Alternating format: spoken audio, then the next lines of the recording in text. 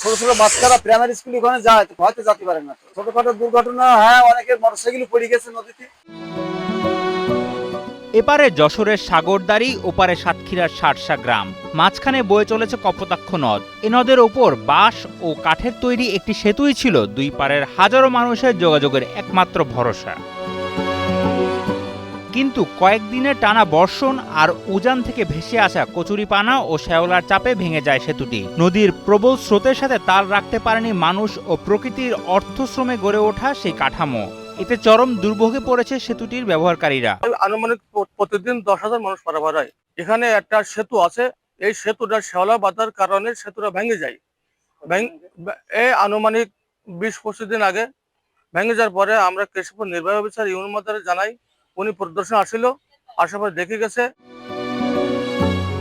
এই সেতু দিয়ে প্রতিদিন যাতায়াত করতেন স্কুল, কলেজ ও মাদ্রাসা পড়ুয়া শত শত শিক্ষক ও শিক্ষার্থী। পণ্যবাহী ভ্যান, মোটরসাইকেল ও বাইসাইকেল সহ ছোট ছোট যানবাহন করে তাদের গন্তব্যে যেতেন হাজারো মানুষ। সেতু থাকার কারণে আমাদের অনেক সুবিধা হতো, যাতায়াতে সুবিধা হতো, ক্লাস ধরতে পারতাম।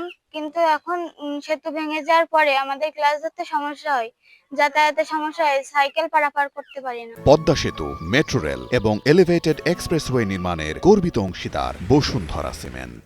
এই সেতুর পার দিয়ে আগে যেতাম 1-2 মিনিটে, এখন ট্রলারে পার হতে অন্তত 20 থেকে 25 মিনিট লেগে যায়। তাতে আবার অনেক সময় ক্ষতিগ্রস্ত হয়ে পড়ি।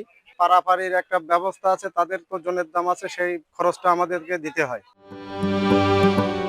কিন্তু বর্তমানে সেতুটি না থাকায় গন্তব্যে পৌঁছাতে হচ্ছে নৌকায়। এতে প্রায়ই ঘটছে ছোটখাটো দুর্ঘটনা, এমনকি এখানে ঘটতে পারে প্রাণহানির মতো বড় দুর্ঘটনাও। যাওয়ার জন্য 100-150 টাকা খরচ হয়ে যাচ্ছে।